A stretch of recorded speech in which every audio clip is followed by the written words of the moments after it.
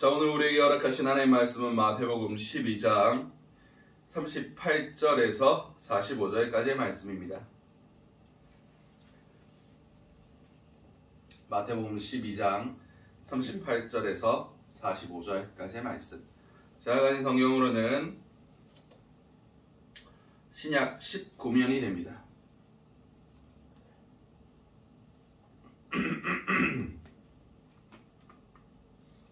다 찾으신 줄 알고 마태복음 12장 38절에서 45절까지의 말씀을 우리 한 목소리로 합독하시도록 하시겠습니다. 그때 서기관과 바리새인 중 몇 사람이 말하되 선생님이여 우리에게 표적을 보여주시기를 원하나이다. 예수께서 대답하여 이르시되 악하고 음란한 세대가 표적을 구하나 선지자 요나의 표적밖에는 보일 표적이 없느니라. 요나가 밤낮 사흘 동안 큰 물고기 뱃속에 있었던 것 같이 인자도 밤낮 사흘 동안 땅속에 있으리라. 심판때에 니느웨 사람들이 일어나 이 세대의 사람을 정죄하리니 이는 그들이 요나의 전도를 듣고 회개하였음이니거니와 요나보다 더 큰 이가 여기 있으며 심판때에 남방 여왕이 일어나 이 세대 사람들을 정죄하리니 이는 그가 솔로몬의 지혜로운 말을 들으려고 땅끝에서 왔으니거니와 솔로몬보다 더 큰 이가 여기 있느니라. 더러운 귀신이 사람에게 나갔을 때에 물 없는 곳으로 다니며 쉬기를 구하되 쉴 곳을 얻지 못하고 이에 이르되 내가 나온 집으로 돌아가리라 하고 와보니 그 집이 비고 청소되고 수리되었거늘 이에 가서 저보다 더 악한 귀신 7을 데리고 들어가서 거하니 그 사람의 나중 형편이 전보다 더욱 심하게 되었느니라. 이 악한 세대가 또한 이렇게 되리라. 아멘. 오늘 우리에게 허락하신 마태복음 12장 38절에서 45절까지의 말씀을 가지고 더욱 심하게 되느니라 라는 제목으로 함께 은혜를 나눴으면 좋겠습니다. 마태복음 12장은 여러가지 논쟁들이 모여있는 장입니다. 처음으로 안식일 논쟁이 있었습니다. 제자들이 밀밭 사이에 가면서 그 밀을 꺾어서 손으로 비벼서 그걸 먹었습니다. 유대인들, 바리새인들이 보기에는 그 이삭을 자른 것, 그것이 추수했다. 그리고 손으로 비볐다. 그것을 탈곡했다. 그리고 그것을 비벼서 먹은 것을 음식을 만들어서 요리해서 먹었다 라고 판단해서 안식일을 제자들이 범했다 라고 그렇게 정죄했습니다. 그때 예수님께서 다윗이 도망다닐 때 그 제사장 외에는 먹지 못하는 그 진설병을 먹고도 산 것을 너희가 알지 못하느냐 그렇게 말씀하셨습니다. 그리고 또 안식일에 손 마른 자를 고쳐주신 그런 역사도 있었고 그것에 대해서 또 논쟁이 붙었습니다. 그리고 예수님께서 귀신을 쫓아내는데 이것에 대해서 바알세불 귀신의 왕의 힘을 빌어서 귀신을 쫓아내고 있다. 그렇게 얘기를 했습니다. 그들이 잘못된 종교적인 그런 관점들에 대해서 하나하나 지적하시고 그들 안에 있었던 그런 기준들, 그들이 생각했던 그런 관념들 하나하나가 하나님의 뜻과 아무런 상관이 없고 자기 생각, 자기 기준, 그것에 매여 있었다는 것을 예수님께서 조목조목 반박하시고 말씀을 하셨습니다. 오늘 이 본문 또한 그렇게 진행되고 있습니다. 그때에 라고 시작되고 있습니다. 그때에 서기관과 바리새인 중 몇 사람이 말하되 선생님이여 우리에게 표적 보여주시기를 원하나이다. 아멘. 그때에 이것은 지금 계속 같은 곳에서 일어나는 것입니다. 예수님께서 주일날 회당에 들어가셨을 때 그 사람들이 예수님에게 했었던 그런 얘기들이 이어지고 있는 겁니다. 이제 예수님에게 표적을 보여달라 라고 요구했습니다. 이 표적은 아마 뭐 기적과 이사들 이런 것들도 있었지만 예수님께서 그것을 계속해서 이 땅 가운데 행하셨어요. 손 마른 자도 방금 고쳐주셨고 그랬는데 이것이 자신들이 요구하는 내 삶의 유익, 그것을 요구하고 있었던 겁니다. 당신이 메시아면 우리가 생각하는 메시아가 하실 만한 일들을 당장 해달라, 이 뜻이었습니다. 그들이 무엇을 원했습니까? 정치적인 메시아, 다윗의 왕조를 부활시키고 하늘의 전군 천사를 동원하던가 무언가를 해서 로마를 몰아내고 그들이 그 누구도 빼앗을 수 없었던, 그 누구도 틈타지 못했던 다윗의 왕조를 굳건히 예루살렘 위에 세우는 것, 이스라엘을 온전하게 하는 것, 그것이 그들이 원하는 메시아라면 이렇게 해야 된다 라는 그 표적이 그들에게 예수님께 지금 요구하고 있는 겁니다. 내가 원하는 거 들어주세요. 내가 원하는 거 보여주세요. 그러면 당신이 메시아인 거 믿겠습니다. 사단도 예수님을 시험할 때 제일 처음에 했던 말이 뭡니까? 내가 하나님의 아들이거든. 이와 똑같습니다. 내가 메시아거든. 내가 하나님께서 보낸 그 사람이거든. 우리가 생각했던 그분이거든. 보여달라. 증명해봐라. 라고 얘기하는 겁니다. 예수께서 말씀하십니다. 예수께서 대답하여 이르시되 악하고 음란한 세대가 표적을 구하나 선지자 요나의 표적밖에는 보일 표적이 없느니라.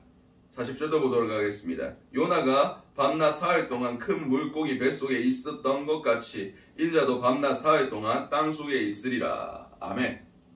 악하고 음란한 세대가 표적을 구한다 라고 말씀하십니다.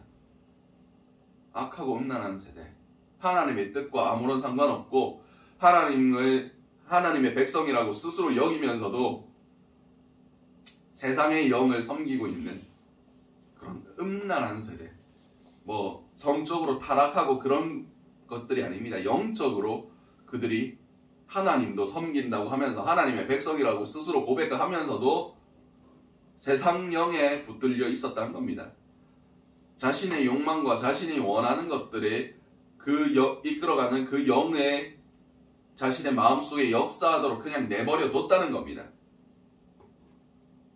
그러니까 그들이 자신이 원하는 것들을 보고자 하는 겁니다. 그것이 예수님께 표적을 구했던 이유라는 겁니다. 당시 서기관들과 바리새인들, 종교 지도자들이 그러고 있었다는 겁니다. 백성들을 바른 길로 인도해야 되지만 자신들이 원하는 욕망, 예수를 통해서, 메시아를 통해서 얻고자 하는 바로 그것, 자신들의 이익과 자신들의 유익, 그것을 요구하는 세대를 향하여 예수께서 악하고 음란한 세대다 라고 강력하게 말씀하셨습니다. 그리고 내가 보여줄 표적은 요나의 표적밖에 없다. 요나가 어떻게 했습니까? 원래 하나님께서 니느웨 가가지고 내 말을 전해라 라고 명령하셨는데 니느웨 가기 싫었어요. 요나가. 왜냐? 가면 하나님의 말씀을 듣고 그들이 회개할까봐. 그냥 하나님 말씀 안 듣고 회개 안 하고 하나님 심판받았으면 좋겠어. 쟤들 다 죽었으면 좋겠다. 이 생각이 요나의 생각이었습니다. 그래서 요나가 배를 타고 다시스로 가죠.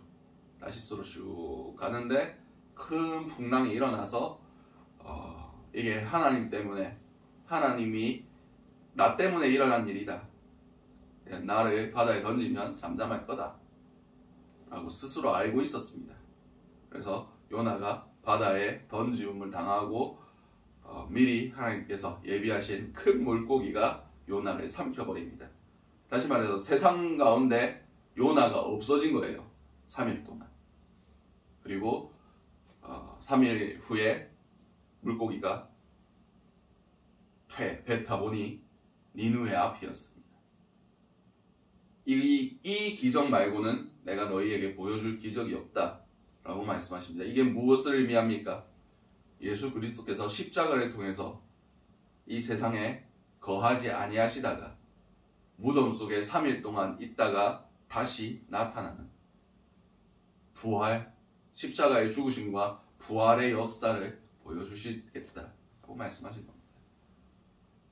예수 그리스도께서 가장 그들에게 보여주시고 싶어 하셨던 표적은 십자가의 죽으심과 부활하심, 이 표적밖에 너희에게 보일 것이 없다 라고 말씀하시지만 세상 사람들이 예수를 통해서 얻고자 하는 것은 달랐다는 것을 말씀하고 계십니다. 그렇습니다. 예수님이 이 땅에 오신 것 자체가 가장 큰 표적입니다. 그리고 그분께서 우리에게 베풀어 주신 구원 자체가 가장 큰 표적입니다. 우리가 원하는 바가 이루어진다고 해서 우리의 삶이 구원에 이르는 것이 아닙니다. 우리는 확실히 알아야 됩니다. 계속해서 보도록 하겠습니다. 심판때에 니느웨 사람들이 일어나 이 세대의 사람들을 정죄하리니 이는 그들이 요나의 전도를 듣고 회개하였음이거니와 요나보다 더 큰 이가 여기 있으며 42절로 보도록 하겠습니다. 심판때에 남반 여왕이 일어나 이 세대의 사람들을 정죄하리니 이는 그가 솔로몬의 지혜로운 말을 들으려고 땅 끝에서 왔음이거니와 솔로몬보다 더 큰 이가 여기 있느니라. 아멘. 두 부류의 사람을 얘기합니다. 니느웨 사람들 그리고 남방 여왕, 그들이 요나의 전도하는 말을, 요나의 메시지를 듣고 회개하였는데 너희는 왜 요나보다 큰 예수님이 여기 있는데 회개 안 하느냐? 남방 여왕이 솔로몬의 지혜를 들으려고 그 에디오피아에서부터 왔는데 너희는 솔로몬보다 더 지혜로우신 예수님이 옆에 있는데 왜 그의 지혜를 들으려고 안 하느냐 하면서 정죄할 것이다 라고 말씀하고 계십니다. 그렇습니다. 그들은 자신이 듣고 싶은 얘기, 자신이 받고 싶은 위로, 그것만 지금 요구하고 있습니다. 전혀 회개할 마음이 없어요. 내가 옳다고 끝까지 여기고 있습니다. 끝까지 자기가 지혜롭다고 여기고 있습니다.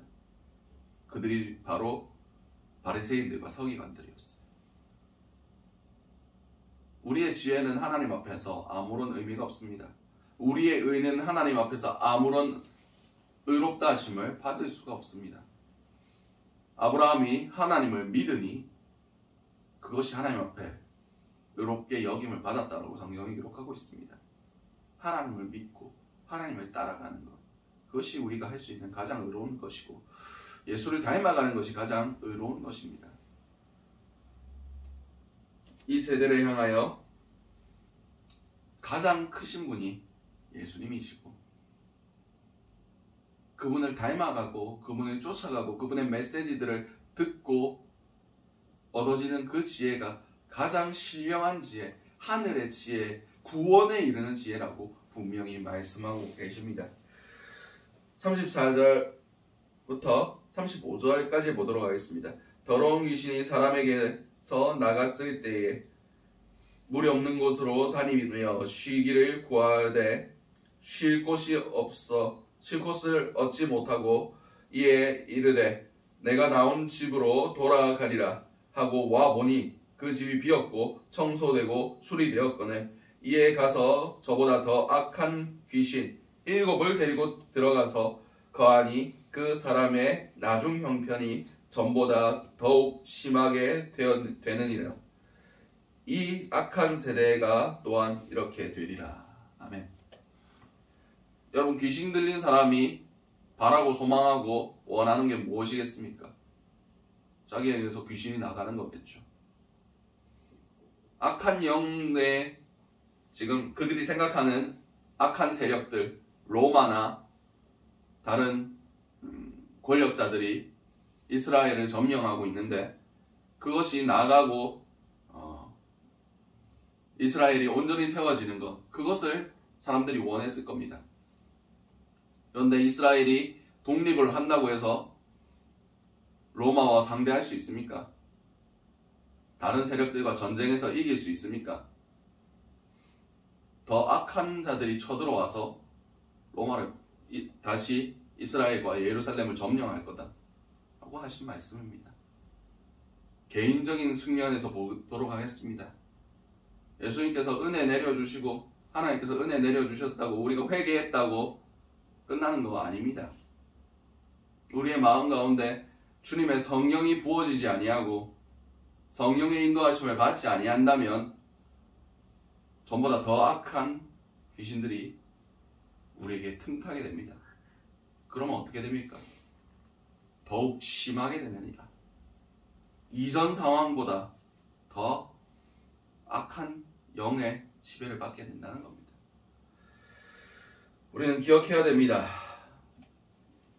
예수님을 따른다는 것은 그분을 우리의 주인으로 모시고 그분의 제자로서 주의 이 길을 따라가는 겁니다. 우리가 회개한다는 것은 우리가 거룩한 성전으로 다시 지어지고 그곳 가운데 하나님의 성령을 모시며 살아가는 겁니다. 그렇지 않고 그냥 일시적으로 종교적인 체험, 그런 은혜를 받았습니다. 아이고 오늘 설교 잘 들었습니다. 은혜 받았습니다. 그런 감정의 동요들, 그냥 지적인 그런 채워지는 쾌락 같은 것들, 깨달음을 얻긴 하지만 삶이 따라가지 않고 성령님을 우리 가운데 왕으로 모시고 주인으로 모시고 섬기는 그런 결단, 그런 것들이 없다면 세상 영은 잠시 나갔다가 다시 들어옵니다. 우리의 마음은 무엇이든지 채워져 있어야만 합니다.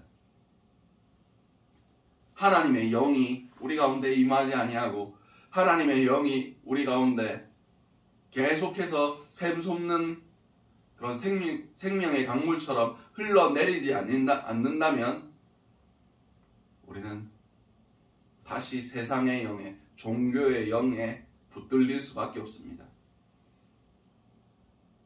우리의 마음은 무엇이든지 채워져야만 하기 때문입니다. 하나님의 구멍만큼 다른 무언가가 들어가야 우리가 살아갈 수 있기 때문입니다. 세상의 영은 우리의 빈틈을 계속해서 노리고 있습니다.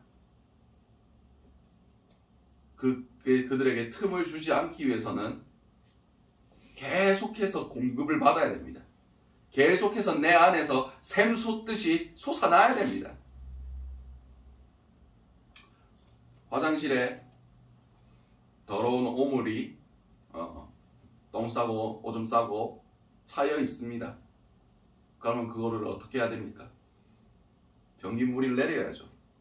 고여있던 물들을 새로운 물로 바꿔주는 겁니다. 우리의 영적 상태가 이런 세상의 것들, 세상의 더러운 것들로 가득 차 있으면 주님의 성령의 깨끗한 물이 부어지도록 기도를 해야 됩니다. 주님의 은혜가 우리 가운데 부어지기를 계속해서 구해야 됩니다. 그래야 우리의 것들이, 더러운 것들이 빠져나갑니다. 그런데 한 번 은혜 받았다고 그게 계속 갑니까? 다시 더러워지죠.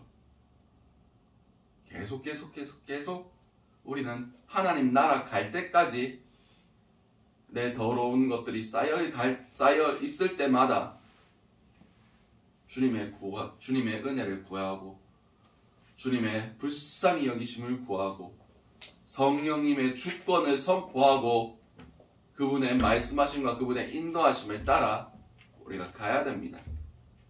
이 노력이 있지 않고서는, 이 싸움이 있지 않고서는 우리는 회개할 기회조차 얻을 수 없습니다. 왜냐? 부어주시는 은혜들이, 경험되는 은혜들이 있었거든. 그것이 자기의 은주하고 살아갑니다. 매번 예배 드리면 자신의 자신의 마음의 위로와 영적인 그런 잠시 잠깐의 만족감에 그것이 성령의 체험이라고 믿고 살아갑니다. 사단은 교묘합니다.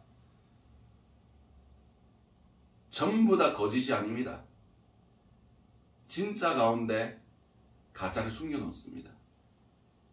교회를 다니고 말씀을 듣고 찬양을 부르고 그것 가운데 영적인 감동함과 체험함들이 있을 수 있습니다. 근데 정작 우리가 이루어야 할 것들, 우리의 마음의 주인을 바꾸는 그것에는 절대 용납하지 않습니다. 절대 가만히 두지 않습니다. 우리의 마음 청소하는 것, 거기까지는 괜찮다 이거야. 근데 거기에 성령님이 들어가시고 성령님이 내주하시고 성령님이 자리 잡으심을 통하여 자기의 자리가 빼앗기는 것을 세상의 영은, 악령은, 마귀는 용납하지 않습니다. 무슨 수를 써서라도 은혜를 떨어뜨리게 만들고 무슨 수를 써서라도 틈을 만들어서 비집고 들어올 겁니다. 우리가 영적인 방어할 준비가 되어 있지 않으면 다 뚫립니다. 사단이 공격해 들어온다는 걸 인식하고 살아가지 못한다면 우리는 다시 우리의 집을, 우리의 마음을, 우리의 성전을 사단에게 빼앗겨 버릴 수밖에 없습니다.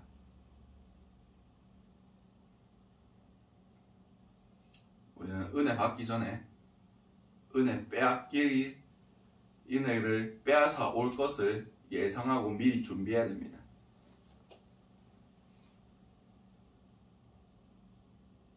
천고마비라는 한자성어 우리 잘 알고 있습니다. 가을을 뜻하는 말인데 말이 하늘은 높고 말이 살찐다. 이게 북방에서 유래된 말입니다. 북쪽의 오랑캐들과 접경 지역에 있는 사람들이 하늘은 높고 말이 살찌니까 그 사람들이 이제 가을 추수 다 해놓고 곡식을 우리가 쌓아놓으면 이제 쳐들어오겠구나. 그 살찐 말들을 힘이 좋은 그 말들을 타고 우리를 약탈하러 오겠구나. 이게 천고마비의 원래 뜻이었습니다. 우리 어느 시간이 지나면서 와전돼서 그냥 가을을 상징하는 뜻이 되었지만 그렇듯 우리의 마음 가운데 뺏어갈 것들이 있으면 마귀는 오랑캐처럼 이때다 하면서 빼앗으러 들어옵니다. 무릇 지킬 만한 것 가운데 내 마음을 지키라. 생명의 근원이 이에서 남이니라. 우리 가운데 생명의 씨앗들이 이미 심겨졌습니다. 자라날 겁니다. 열매 맺을 겁니다. 이제 열매 맺은 것들이 능력을 발휘하기 시작할 겁니다. 그럼 누가 쳐들어옵니까? 마귀가 쳐들어옵니다. 그걸 다 약탈해 갈 겁니다. 준비되어 있지 않으면 못 지킵니다. 기도하고 깨어있지 않으면, 파수꾼을 세우지 않으면 쳐들어온지도 모르고 다 털립니다. 우리는 깨어있어야 됩니다. 언제까지 깨어있어야 됩니까? 주님 오시는 그날까지. 우리는 싸워야 됩니다. 언제까지 싸워야 됩니까? 천국 들어가는 그날까지 싸워야 됩니다. 영적 무장이 되어 있지 않으면 못 싸웁니다. 사단은 결코 우리가 쉽게 이길 수 있는 존재가 아닙니다. 우선은 우리는 사단과 싸워서 이길 수 없습니다. 하나님의 능력을 덧입지 않으면 불가능합니다. 하나님이 우리의 대장 되어 주시지 않으면 못 싸웁니다. 우리는 항상 깨어서 기도해야 됩니다. 성령님의 도우심을 구해야 됩니다. 하나님이 우리의 대장 되심을 우리가 항상 인정하고 그분과 붙어서 떨어지지 않아야 됩니다. 그분의 연합함을, 그분과 연합하게 하심을 우리는 항상 붙들고 살아야 됩니다. 그러나 그 시험도 주께서 허락하지 않으면 안 옵니다. 우리가 감당하지 못할 시험 당함을 하나님께서 허락지 않으신다고 분명히 말씀하고 계십니다. 그리고 그 시험 당할 때 피할 길도 내사 넉넉히 그 모든 시험을 이기게 하신다. 시험 당할 때, 내가 이 은혜 받았으니까 이제 내가 가서 다 내 은혜로 점령할 거다. 성경에 보면 많은 사람들이 그렇게 하진 않았습니다. 제일 쉽게 이기는 방법은 그 자리를 피하는 겁니다. 그렇게 했던 사람이 누가 있습니까? 요셉이 그렇게 했습니다. 보디발의 아내가 자신을 유혹할 때 아무도 없다, 아무도 모른다, 나랑 동침하자 이러고 했을 때 요셉은 계속 자신의 옷자락을 잡고 막 매달리니까 그 겉옷을 벗어두고 도망갔습니다. 그 시험에서 이긴 거죠. 사단은 그 가운데 그의 마음을 또 낙심시키고 무너뜨리려고 모함하고 거짓말을 합니다. 그래도 우리가 그것을 시험을 통과하고 우리의 믿음을 지켰으니 다음 단계로 넘어가는 겁니다. 결국 그 단계를 넘어갔을 때 요셉이 하나님께 쓰임받은 거 아닙니까? 총리로서 하나님께서 세워주신 거 아닙니까? 우리가 왜 삶에 하나님 앞에 요셉 같은 그런 일들이 안 일어나느냐? 우리의 작은 시험도 통과하지 못하기 때문입니다. 작은 시험에도 우리가 자신의 교만함으로 내가 어떻게 해보겠다 생각하기 때문입니다. 도망치십시오. 도망치는 것도 싸움의 전략입니다.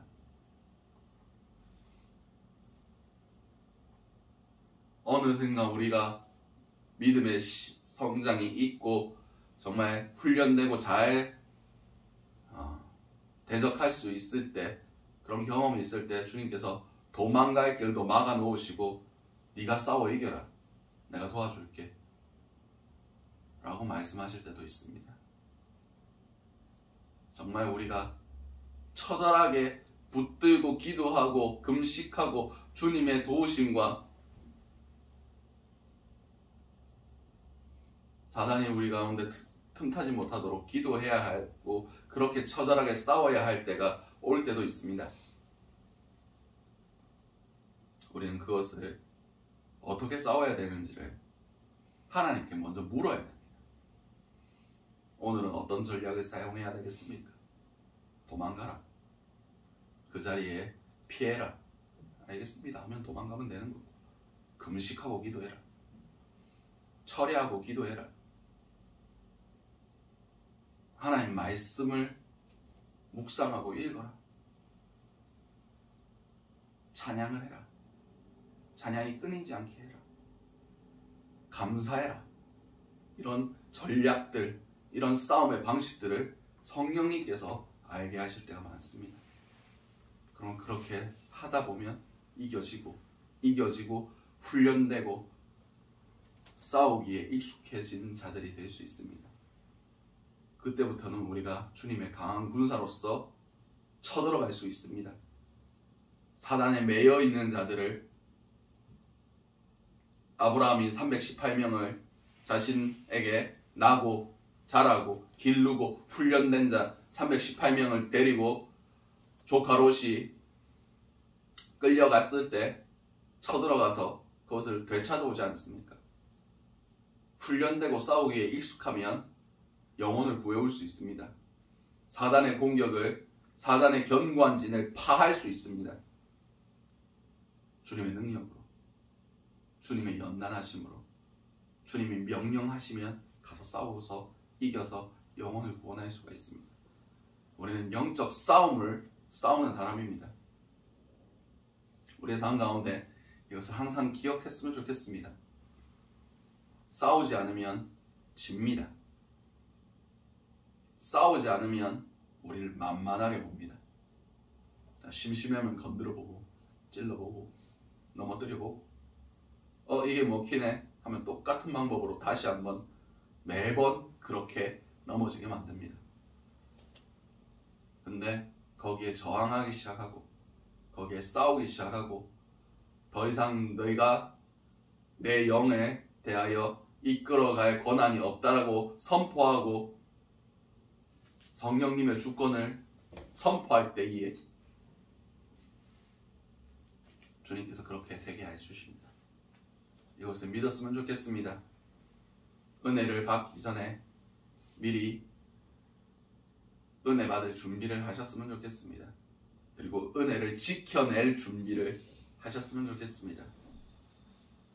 그걸 통해서 우리의 믿음이 단 한 발자국도 퇴보하지 아니하고 하나님 보시는 그날까지 앞으로 더 깊이, 더 넓이, 더 넓게 우리의 하나님의 지경이 넓혀지며 내가 선 그곳이 하나님의 나라가 되고 내가 만나는 영혼이 나를 통해서 내 안에 계신 성령님을 통해서